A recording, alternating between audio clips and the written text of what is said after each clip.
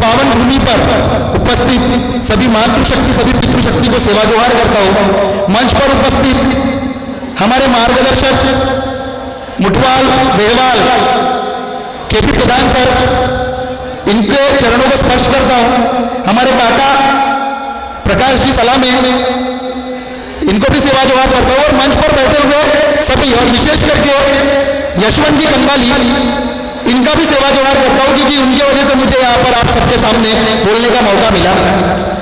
और जिस तरीके से उन्होंने अपेक्षा की है कि मैं आप लोगों के सामने बात करूं, तो उन्होंने मुझे बताया था कि आपको शैक्षणिक, संवैधानिक और सांस्कृतिक, ये 3 विषयों पर बात करना है। लेकिन समय को देखते हुए मुझे बहुत कम समय में आप लोगों के सामने इन तीनों चीजों पर बात करनी है। तो सगाजनों में आप लोगों को सबसे पहले अपना परिचय देना चाहता हूं, क्योंकि वो इसलिए जरूरी है कि मैं जितनी भी बातें यहाँ पर बोलने वाला हूं, संवैधानिक, शैक्षणिक और सांस्कृतिक, जिसमें कुछ कल्चरल जो चीजें हैं, उसमें साइंटिफिक एस्पेक्ट पे मैं कुछ बातें करूंगा, और जो मैं बातें करूंगा वो ऑथेंटिक है, यह बताने के लिए मुझे अपना परिचय देने की यहाँ पर जरूरत पड़ती है। तो मेरा परिचय है मुकेश पेंडा। मैं दोलापर के गाँव है डॉक्टर मोतीराम नंदानी सर, जिनका गांव गुलारा हमारे गांव से 8 किलोमीटर दूरी पर है। मेरा शिक्षण जो है, मेरा जो एजुकेशन है वो MSc BEd है, LLB का लास्ट ईयर है, और साथ साथ बोलवाड़ा यूनिवर्सिटी से PhD के लिए स्कॉलर हुई है। और G20 की कॉन्फ्रेंस अटेंड की है मेक्सिको में 2012 में। और अभी जो बातें मैं बोलना चाहता हूँ, उस बातों पर मैं आता हूँ। तो समझ रहे हो, विषय यह है कि हम लोग देखते हो कि गोंड गोंडी गोंडवाना पर कई बार चर्चाएं होती है, गोंड गोंडी गोंडवाना पर लोग बात करते हैं। और ये बातें करते समय में कई बार हम लोग देखते हैं कि हमारे जो पढ़े लिखे भाई लोग हैं, जो थोड़ा ज्यादा पढ़ लिए, और बोलते हो कुछ लोग कि ज्यादा पढ़ लिखने से दिमाग खराब हो जाता है, तो ऐसा हुआ कुछ लोगों का, हमारा तो नहीं हुआ है, पर कुछ लोगों का इसलिए हुआ है क्योंकि उन लोगों ने पढ़ाई करने के बाद में अपनी संस्कृति को दूषित कर लिया, और अपनी संस्कृति को दूषित कर लिया है कैसे, प्रदूषित कर लिया है कैसे, तो उनकी गोंडियन संस्कृति में किन्हीं और दूसरी संस्कृतियों का प्रभाव आ गया है, और उस वजह से वो अपनी संस्कृति को, अपनी भाषा को, अपने रीति रिवाजों को, अपने परंपराओं को भूल रहे हैं। अच्छा, अब अपने रीति रिवाजों को और परंपराओं को ध्यान में रखना जरूरी क्यों है? तो जरूरी इसलिए है कि आपको पता होना चाहिए संविधान के कलम 341, 40, 41 और 42, संविधान की कलम 340, संविधान की कलम 341 और संविधान की कलम 342, ये आरक्षण पर भाष्य करती है। आरक्षण 340 for the OBC other backward classes, उनके लिए जो इकोनॉमिकल बैकवर्डनेस के आधार पर है, आर्थिक पिछड़ेपन पर आधारित है। उसके बाद में आती है संविधान की कलम 341 जो बात करती है अनटचेबिलिटी के आधार पर मिला हुआ SC को आरक्षण, शेड्यूल कास्ट को जो आरक्षण मिला है वो अनटचेबिलिटी के आधार पर, अस्पृश्यता के आधार पर। उसके बाद में हमारा नंबर आता है 342, जहां पर कल्चरल और जियोग्राफिकल आइसोलेशन की बात की गई है, जिसका मतलब होता है सांस्कृतिक और भौगोलिक विशिष्टता। क्या है सांस्कृतिक विशिष्टता, क्या है भौगोलिक विशिष्टता? तो भौगोलिक विशिष्टता पे बात नहीं करूंगा क्योंकि उतना समय नहीं है, पर सांस्कृतिक विशिष्टता पे बात करता हूं। सांस्कृतिक विशिष्टता यह है कि मैं पढ़ना, मेरे 6 जगह है, मेरे 6 जगह के नाम है उदाल, महे उदाल, अमय उदाल, कौन दो उदाल, टिपा उदाल, चंद्रकोशर उदाल। मेरा गढ़ है चानागढ़, मेरी वंश पीढ़ी आई है चंद्रकोली दाई, मेरा प्रथम नारायण मुद्रा मान को सिंगाल, मेरा टोटम है गोहिया, जिसको मॉनिटर चिपकली बोला जाता है, जिसको मराठी में घोरपड़ बोलते हैं, पिटने पक्षी और रोंदन का पेड़ ना बड़ा, मतलब जोर का पेड़। ऐसी व्यवस्था आप अपनी संस्कृति को छोड़कर किसी और लोगों में देखिए, ऐसी व्यवस्था कहीं और आपको देखने को मिलती है। जब लोग 5 देव, 6 देव, 7 देव की बात करते हैं, ऐसे 2 व्यवस्था वाले लोग आपको बाकी जगह पर दिखते हैं। तो यही है सांस्कृतिक विशिष्टता। सांस्कृतिक विशिष्टता यह भी है कि आप किसी काल्पनिक जगह में नहीं पूछते, आप अपने पुरखों को पूछते, आप अपने पूर्वजों को पूछते, अपने पूर्वजों को, अपने पुरखों को सम्मान देते, और साल में एक बार एक व्यवस्था के अंतर्गत आप उनको उनके प्रति अपना सम्मान जो है वो व्यक्त करते हैं। अब कई बार ऐसा क्या है, जब हम लोग पढ़ाई के क्षेत्र में है, शिक्षा के क्षेत्र में है, तो कई बार ऐसा होता है कि जब दूसरे समाज के लोगों के साथ में जब बात होती है तब वो लोग बोलते हैं कि आप लोग ये गोंड गोंडी गोंडवाड़ा की बातें करते हैं, तो आप लोग कहीं ना कहीं जातिवाद पर बात करते हैं। उनको यह लगता है कि आप एक जाति विशेष पर बात करते हैं। मैं इस मंच के माध्यम से ये बता देना चाहता हूं कि जिन लोगों को यह लगता है कि गोंड एक जाति विशेष को संबोधित करता है, गोंडाना किसी जाति विशेष से संबंधित है, ऐसा जिन लोगों को लगता है, उन लोगों ने मेरी इन बातों को अच्छे से, बहुत अच्छे से कान खोलकर सुन लेना चाहिए। और वो यह है कि हम जब पढ़ाई करते थे 5वीं 6वीं कक्षा में, तब हमने पढ़ा था भूगोल की किताब में कि पैंजिया, जो पूरा जो पृथ्वी है उसको पैंजिया बोला जाता था, और गोंडवाना लैंड नाम का जो शब्द है वो सबसे पहली बार मैंने 5वीं 6वीं कक्षा में भूगोल की किताब में पढ़ा था। उसके बाद में यूपीएससी की जब मैं तैयारी कर रहा था, उस समय में मैंने फिर से गोंडवाना लैंड के बारे में पढ़ा, और उसके बाद माननीय केपी प्रधान सर, इनके मार्गदर्शन में हम लोगों ने जब गोंडवाना मूवमेंट की लिए काम करना शुरू किया, उस समय में कहीं ना कहीं कौतूहल निर्माण हुआ, और वो कौतूहल ये था कि गोंडवाना बार बार क्यों आया, और एक तो किताबों में गोंडवाना लैंड के बारे में बार बार उल्लेख क्यों आ रहा। तब मैंने थोड़ी सी रिसर्च करने की कोशिश की, और रिसर्च में मुझे 2 लोगों के नाम सबसे पहले वहां पर देखने को मिले। वो 2 लोग थे, चार्ल्स डार्विन और चार्ल्स लायन। चार्ल्स डार्विन जिनकी थोड़ी डार्विनिज्म के नाम पर फेमस है, डार्विनिज्म, जिन्होंने ओरिजिन ऑफ लाइफ नाम की बुक लिखी थी, और वो बुक में जो उन्होंने बोला वो आज भी बड़े बड़े जियोलॉजिस्ट पढ़ रहे हैं, बड़े बड़े बायोलॉजिस्ट पढ़ रहे हैं।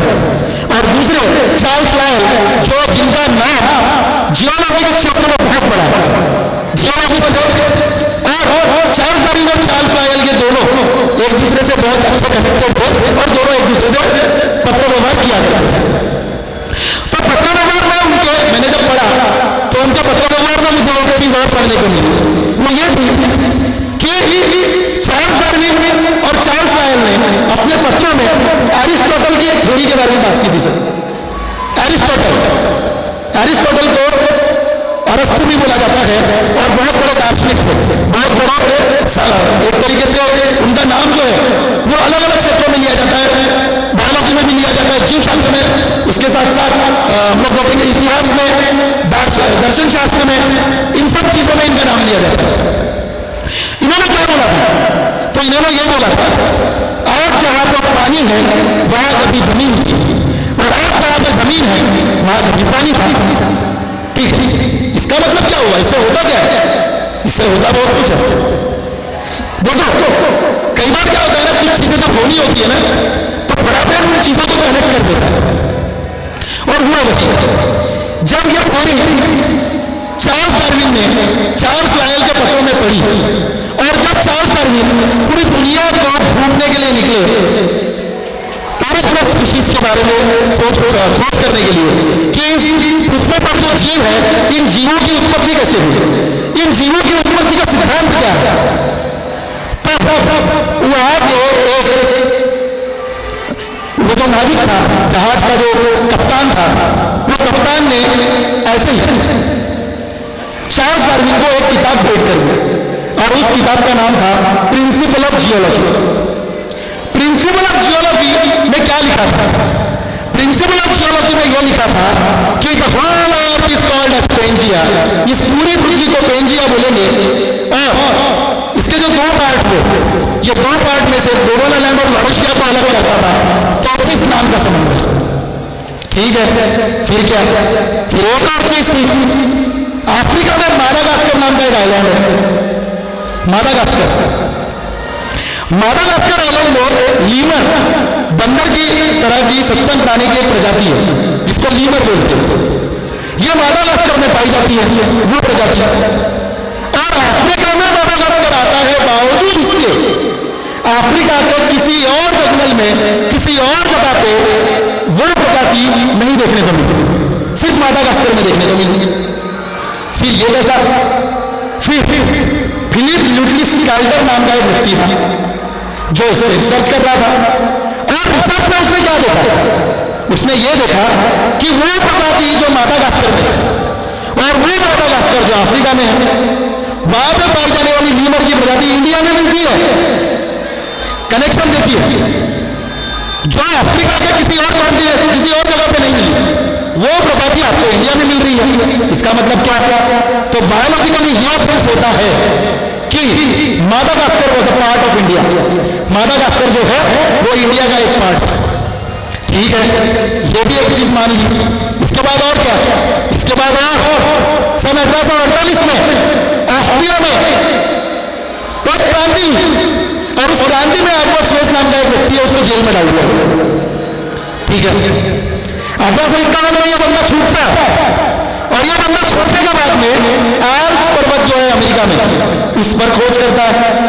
और उस पर खोज करते समय में ये जो मैं स्टोरी बता रहा हूं आपको, चार्ल्स डार्विन, फिलिप ल्यूटलिस कैल्डर, इन सब की ये थोड़े उसके कानों पे जाती है। और उसी समय सर 1851 में जब एडवर्ड स्वेस बाहर आता है, बस उसी समय में इंडिया में जियोलॉजिकल सर्वे ऑफ इंडिया बनता है। और geological survey of India HB Medlicott के हाथ में आता है। और एचबी मेडलीगॉड जो है वो उस समय में, क्योंकि अंग्रेजों का शासन था और अंग्रेजों को अपना जो माल है एक जगह से दूसरी जगह ढोने के लिए मालगाड़ी चलानी थी, और वो मालगाड़ी चलाने के लिए कोयला चाहिए था। वो कोयला कहाँ मिलेगा? तो वो कोयला मिलेगा बुंदेलखंड एरिया में। तो उन्होंने बुंदेलखंड में खुदाई शुरू की। उसके एचबी मेडलीगॉड जो थे, उसके जो असिस्टेंट थे रमननाथ बोस, जिन्होंने एक किताब लिखी प्राकृतिक इतिहास नाम की, उसमें इन सब चीजों का वर्णन है। मैं सारी चीजें जो बता रहा हूं ना, ये सारी चीजों का मेरे पास में प्रूफ है, कुछ भी फेंक नहीं रहा हूं। ठीक है, तो प्राकृतिक इतिहास नाम की जो बुक लिखी, इस बुक में इन सब चीजों का वर्णन है। और क्या वर्णन है? तो 2 करोड़ साल पहले ग्लासोप्टेरिस नाम का बारीक पत्तों वाला एक पौधा 2 करोड़ साल पहले खत्म हो गया, और जो सिर्फ ऑस्ट्रेलिया में और अफ्रीका में पाया गया था, बाकी कहीं नहीं। लेकिन जब बुंदेलखंड एरिया में इसकी खुदाई हुई, कोयले की खुदाई हुई, और कोयले के लिए जब खुदाई हुई, तब यह पाया गया कि वो ग्लासोप्टेरिस के जो ग्लासोप्टेरिस पौधा जो है, उसके पत्तों के निशान बुंदेलखंड एरिया में पाए गए। इससे क्या साबित होता है? इससे यह साबित होता है कि India, Madagascar, Africa, Australia, Antarctica, ये सारा खंड जो है वो कहीं ना कहीं, कभी ना कभी एक दूसरे से कनेक्टेड थे। और इसलिए एडवर्ड स्वेस, निजामुद्दीन, एग्रानेट, अल्फ्रेड वेगनर जैसे लोगों ने जब थ्योरीज बताई, तब उन थ्योरीज में गोंडवाना लैंड की बात की। और ये गोंडवाना लैंड की बात करते समय में इन बातों को जब प्रूफ मिला, वो प्रूफ मिला हमारे बस्तर के गोंडी पाटा से। क्या पाटा था? पाटा था सयोम खंडाना गंडोदी, नालोम खंडाना अंडोदी, सयोम खंडाना गंडोदी, नालोम खंडाना अंडोदी, नरम खंडाना धरती मंदा, सारू खंडाना सीरदी, धरती राजा संभांदूर, वेद राजा लिंगोरो, धरती दाई मूला अंदूर, वेद दाई राजा संगोरो, धरती दाऊ सल्ला अंदूर, दारू अंदूरे गांगरारो, सबू जीवानु पोए सियाना, पेड़ मामा फड़ारो। इसमें क्या बताया है? इसको बताया है सयोम खंडाना गंडोदी, मतलब 5 खंडों का गोंडवाना लैंड, नालोम खंडाना अंडोदी, मतलब 4 खंड का मॉरिशिया, जिसको अंगारा लैंड भी बोलते हैं लोग। तो हमारे ऐतिहासिक, हमारे गोंडी पाटाओं में जिन चीजों का प्रूफ मिलता है, उन चीजों को अमेरिका, ऑस्ट्रेलिया, अंटार्कटिका, जापान, यहाँ के साइंटिस्ट रिसर्च करते हैं और रिसर्च करके बताते हैं कि गोंडवाना लैंड था। अब मुझे एक बात बताइए, जैसे मैंने शुरुआत की थी कि गोंडवाना लैंड को एक जाति विशेष के संबंध में कहीं ना कहीं कनेक्ट किया जाता है। उन लोगों के दिमाग से ये जो चाला है वो हटा होगा या हटेगा जब भी वो कहीं ना कहीं सोशल मीडिया पे मेरे इस बात को सुनेंगे। क्योंकि अगर गोंडवाना लैंड ये सिर्फ गोंडों से संबंधित होता और गोंड ये सिर्फ एक जाति विशेष से संबंधित होता तो पृथ्वी के आधे खंड को, आधे भाग को गोंडवाना लैंड नहीं बोला जाता। ये बात को हमको समझना पड़ेगा। इस बात को और थोड़ा सा अगर देखा जाए तो मैनोपी नाम की एक स्क्रिप्ट होती है। मैनोपी स्क्रिप्ट जो कि मोस्टली ऑस्ट्रेलिया में जो चित्रकारी का जो प्रकार है, ऑस्ट्रेलिया में वो चित्रकारी का प्रकार है जिसको ट्राइबल, वहां के जो ट्राइबल्स है वो वहां पे इस्तेमाल करते हैं। तो डॉक्टर सुकुमार करके एक रिसर्चर थे, उन रिसर्चर ने एक रिसर्च की और रिसर्च में उन्होंने देखा कि जिस तरीके से हमारे यहाँ के ट्राइबल्स डॉट्स और लाइंस का इस्तेमाल करते हैं चित्रकारिता में, सेम उसी तरीके से ऑस्ट्रेलिया के ट्राइबल्स मैन्युस्क्रिप्ट में इस्तेमाल करते हैं डॉट्स और लाइंस। तब उसने बोला कि इतना जबरदस्त कनेक्शन कैसे हो सकता है। फिर उसने इंसाइक्लोपीडिया ऑफ ब्रिटानिका नाम की एक बुक पढ़ी और इंसाइक्लोपीडिया ऑफ ब्रिटानिका में उन्होंने यह पढ़ा कि कहीं ना कहीं जो जीनोम, एक ह्यूमन जीनोम प्रोजेक्ट होता उसका ऊपर भी फिर बात करेंगे, पर उस जीनोम प्रोजेक्ट में उन्होंने देखा कि जो जीन्स है, हमारे जीन्स, हमारा डीएनए ऑस्ट्रेलिया के लोगों के साथ में मैच करता है। और इसी चीज को देखते हुए बस 5 मिनट लूंगा सर, इसके बाद में अपने वाले को विराम दूंगा क्योंकि समय बहुत हो चुका है और भी लोग बात करने वाले हैं। तो यहाँ पर जो principle of encyclopedia of Britannica जो है, इसको पढ़ने के बाद में जीन्स में डीएनए में जब चीजें आई और वो डीएनए ये प्रूफ करता है कि हम लोग कहीं ना कहीं ऑस्ट्रेलिया के एबोरिजिन्स के साथ में, अमेरिका के रेड इंडियंस के साथ में, अंटार्कटिका के एस्किमोज के साथ में कहीं ना कहीं कनेक्टेड है।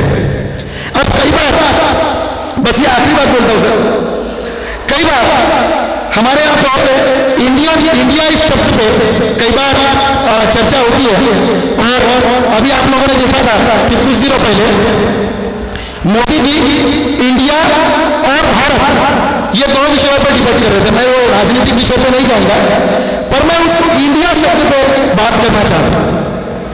क्या था, व्हाट्सएप के कुछ कार्यकर्ता है, व्हाट्सएप यूनिवर्सिटी में पढ़ाई करने वाले कुछ लोग हैं जो व्हाट्सएप में जो जो चीजें पढ़ते हैं ना उन्हीं चीजों को सही मानते हैं।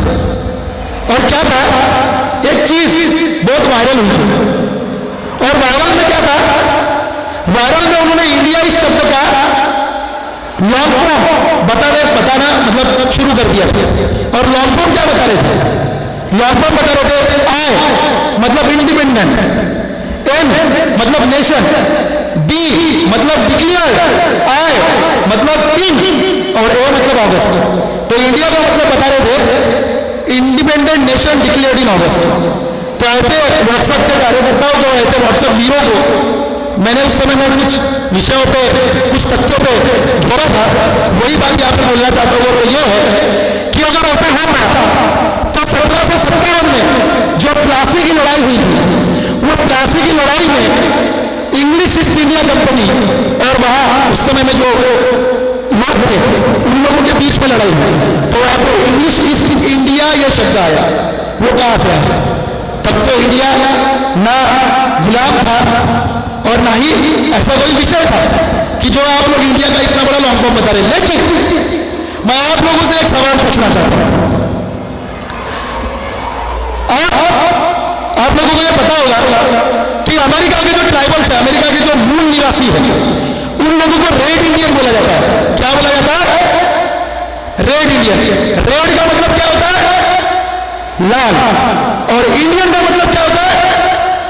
भारतीय। तो क्या वो लाल भारतीय है? क्या अमेरिका के ट्राइबल्स लाल भारतीय है? नहीं है।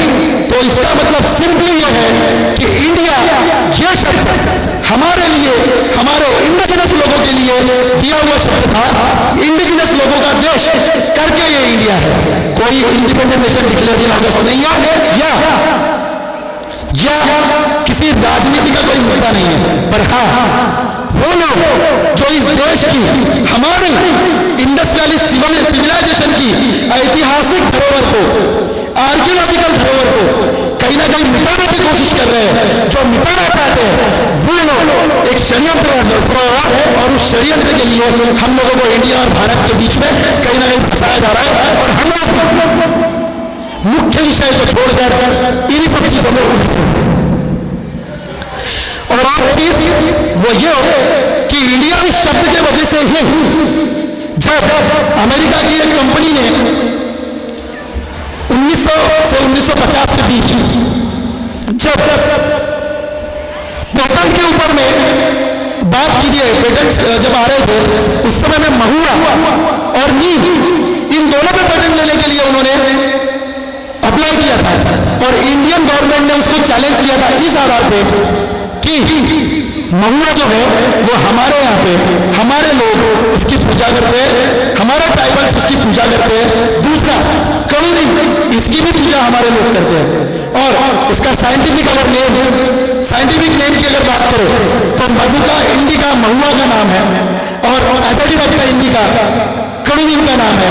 और ये इंडिका जो शब्द है वो इंडिया और इंडिजिनस शब्द को कहीं ना कहीं जाहिर करता है, और इसलिए इंडियन गवर्नमेंट हमारे वजह से इन सब चीजों पर चैलेंज जरूर करती है, लेकिन वो कभी ये मानना नहीं चाहती कि हम यहाँ के मूल मालिक हैं। ठीक है, मैं काफी कुछ बोल चुका, और भी काफी कुछ बोलना था, लेकिन समय को देखते हुए मुझे अपनी बातों को विराम देना पड़ेगा। मैं आखिर में मैंने जो कविता लिखी है वो कविता बोलता हूं और अपनी वाणी को विराम देता हूं। कविता ऐसी है, हमारे गोंडवाना के लिए जिन भी क्रांतिवीरों ने, जिन वीरों ने शहादत दी है, उन सबको समर्पित मेरी ये कविता है। और कविता है, उसने बचा दिया था तुमने, धरा न पाया आज तक कोई। उस दिन जो धरा था तुमने, धरा न पाया आज तक कोई। तेरे वीर गति को सुनकर, तेरी वीर गति को सुनकर गोंडवाना की जनता रोई। तेरी वीर गति को सुनकर गोंडवाना की जनता रोई। तेरी वीरता का बखान पल पल इतिहास करोगा। तेरी वीरता का बखान पल पल इतिहास करोगा। जब जब होगा वीरों का स्मरण, जब जब होगा वीरों का स्मरण, तुमको भी वो याद करेगा। जब जब होगा वीरों का स्मरण, तुमको भी वो याद करेगा। शब्दों में भी न वर्णित हो, शब्दों में भी न वर्णित हो, ऐसे तेरी वीर गाथा है। शब्दों में भी न वर्णित हो, ऐसे तेरी वीर गाथा है। और तेरे उस वीरता के आगे, तेरे उस वीरता के आगे यह सोडुम शेष गाता है, यह सोडुम शेष गाता है, यह सोडुम शेष गाता है। सुनो सोना, सुनो गोंडवाना, सुनो बड़ा बोल, जो सोना, जो गोंडवाना, गोंडवाना, जो भारत।